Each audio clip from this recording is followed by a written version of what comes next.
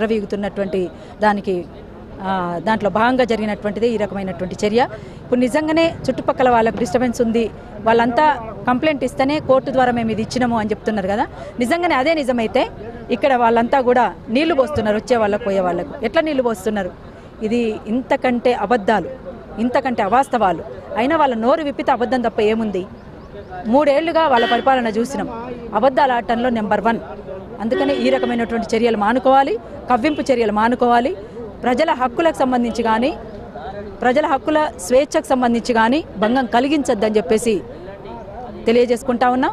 అదే కాదు, పోలీసులను వాళ్ళు మొత్తంగా వాళ్ళ కార్యకర్తల్లాగా తయారు చేసుకుంటున్నారు. పోలీసులు కూడా వాళ్ళ దయచేసి టీఆర్ఎస్ కార్యకర్తల్లాగా వ్యవహరించొద్దని చెప్పేసి విజ్ఞప్తి చేస్తూ ఉన్నాం. అందుకోసం ఇవాళ మొత్తంగా కదిలి వచ్చినటువంటి ప్రజానీకానికి అందరికీ కూడా మరొకసారి ఉద్యమాభినందన తెలియజేసుకుంటున్నాం. ఇది ప్రజల విజయం. ఇది ధర్నా చౌక్లో ఇది మొత్తంగా ప్రోగ్రామ్ సక్సెస్ అయింది. కాకపోతే కొంతమందికి తలలు బలిగినాయి, కొంతమందికి కాళ్ళు ఇరిగినాయి, కొంతమందికి చేతులు ఇరిగినాయి. దీనికి పూర్తిగా బాధ్యత వహించాల్సింది పోలీస్ వ్యవస్థ, ఇక్కడ ఉన్నటువంటి ప్రభుత్వం. వాళ్ళిద్దరూ కలిసి చేసినటువంటి ఆగడాలు ఇవన్నీ కూడా. ఇక్కడ సివిల్లో ఉన్నటువంటి పోలీసుల చేత దీక్షలు చేయించిండ్రు. నిజంగానే పర్మిషన్ లేదు కదా, రాత్రికి రాత్రి ఇంత పెద్ద టెంట్లు ఎట్లా పడ్డాయి? వాళ్ళకి ఎట్లా పర్మిషన్లు ఇచ్చిండ్రు? ఇచ్చినటువంటి వాళ్ళ తప్ప, తీసుకున్నటువంటి వాళ్ళ తప్ప? ఇది తేల్చాల్సినటువంటి అవసరం ఉన్నది. అందుకని నిజాయితీ లేనటువంటి ప్రభుత్వం ఈ రకమైనటువంటి చర్యలు చేస్తున్నాయి. అందుకోసం ప్రజా వ్యతిరేక కార్యక్రమాలు ఎవరు చేపట్టినా పోలీసులను చేతుల్లో పెట్టుకొని అణిచివేత ద్వారా మేము పరిపాలన కొనసాగిస్తామని ఎవరు విర్రవీగినా గత ప్రభుత్వాలు మట్టి కొట్టుకుపోయినాయి. అందుకని మీకు కూడా అదే గతి పడుతుందనేటువంటి వాస్తవాన్ని తెలుసుకోవాల్సినటువంటి అవసరం ఉందని మాత్రం తెలియజేస్తా ఉన్నాం. టీఆర్ఎస్లో ఉన్నటువంటి కింది కార్యకర్తలకు చేతులెత్తి నమస్కరిస్తూ ఒక విజ్ఞప్తి. ఇవాళ మీ పై నాయకత్వం చేస్తున్నటువంటి తప్పిదాల్లో మీరు భాగం పంచుకోవద్దు. మీరంతా నిజాయితీ పరులు కాబట్టి మీరంతా నిజాయితీగా ఉండండి, ప్రజల పక్షాన నిలబడండి, ప్రజా సమస్యల మీద గొంతెత్తడానికి, నినదించడానికి సిద్ధమై ముందు కదిలి రమ్మని చెప్పేసి వాళ్ళందరికీ కూడా విజ్ఞప్తి చేస్తూ ఉన్నాం. పోలీస్ డిపార్ట్మెంట్లో ఉన్నటువంటి కింది స్థాయి వాళ్ళకు కూడా ఒక విజ్ఞప్తి, దయచేసి మీరంతా టీఆర్ఎస్ కార్యకర్తలాగా ఉండొద్దని మరొకసారి విజ్ఞప్తి చేస్తూ ఉన్నాం. ఈరోజు ధర్నా చౌక్ వేదికగా ఏదైతే ఉద్యమం సాగిందో, ధర్నా చౌక్ని వేదికగా ఈ ప్రభుత్వం గుర్తించింది అనడానికి రాత్రికి రాత్రే వెలిసిన టెంట్. అంటే ఇక్కడ ఎవరికీ నిరసన వ్యక్తం చేసే హక్కు లేదు, అవకాశం ఇయ్యము. ఊరు శివార్లలోకి వెళ్ళాలి అన్నప్పుడు మరి ఇవాళ ఈ టెంట్లు వేసిన వాళ్ళకి ఎందుకో నాగోల్లో పర్మిషన్ ఇవ్వలేదు, నాగోల్లో చేయమని లేదు. అంటే ఇది వేదికగా గుర్తించదలుచుకుందని ఒక ఇండికేషన్గా మేము తీసుకోవచ్చాను.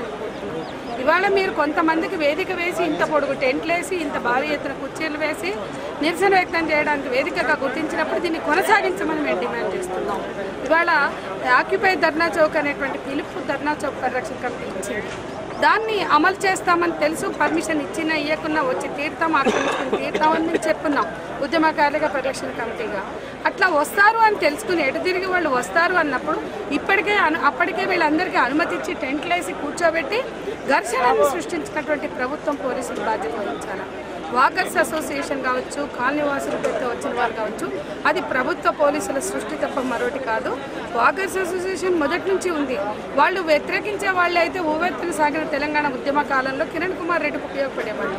వాళ్ళు వ్యతిరేకించే వాళ్ళైతే ఖచ్చితంగా ఆనాడు కూడా ఇంతకన్నా ఎక్కువ మంది జనం వచ్చారు కాబట్టి మాకు ఇబ్బంది కలుగుతుందనే మాట మాట్లాడేవాళ్ళు. ఆ రోజు ఎప్పుడూ మాట్లాడని వాళ్ళు ఇవాళ మాట్లాడుతున్నారు అంటే బహుశా కిరణ్ కుమార్ రెడ్డికి కూడా ఇంత ఆలోచన వచ్చుండదు. ఆనాడు పాలకులు కూడా ఉద్యమకారులను అణచివేయడానికి ఇటువంటి బోగస్ వ్యక్తుల్ని, సంస్థలను సృష్టించవచ్చు అని వాళ్ళకి ఐడియా వచ్చి ఉండకపోవచ్చు, కానీ వీళ్ళకి వచ్చింది బహుశా. అందుకే తెల్లారే వాకర్స్ అసోసియేషన్ సృష్టించారు, కాలనీ వాసులు సృష్టించి ధర్నా చౌక్ మాకు వద్దు, ఇక్కడ ధర్నా చౌక్ వద్దు, ఇందిరా పార్క్ ముద్దు అని చెప్పి నినాదాలతోటి రాత్రికి రాత్రి ఒకే డిజైన్లో ఒకే పేర్లతోటి ఎట్లా వస్తాయి అంటే ఇది ఆర్గనైజర్గా జరిగింది. దీని వెనుక పోలీసులు ప్రభుత్వం ఉన్నారని తేట తెలియబడింది. ఇవాళ చిందిన రక్తం, ఇవాళ జరిగిన ఘర్షణ, దీని అంతటికీ పోలీసులే బాధ్యత వహించాలా, ప్రభుత్వం వహించాలా. ముఖ్యంగా ముఠా గోపాల్, ప్రఫుల్ల రామిరెడ్డి, ముఠా పద్మ, నాయ నరసింహారెడ్డి అల్లుడు శ్రీనివాసరెడ్డి వీళ్ళ ఆధ్వర్యంలోని టెంట్లు వేశారు, వాళ్లే చేశారు. మరి వీళ్ళకి అనుమతి ఇచ్చిన అధికారులను సస్పెండ్ చేస్తారా? పోలీస్ పర్మిషన్ లేకుండానే ఇక్కడ టెంట్లు వేసినటువంటి వాళ్ళ మీద చర్య తీసుకుంటారా అని మేము డిమాండ్ చేస్తున్నాం. ఇంత ఘర్షణకి కారణమైనటువంటి పోలీసు అధికారుల మీద చర్య తీసుకోవాలా?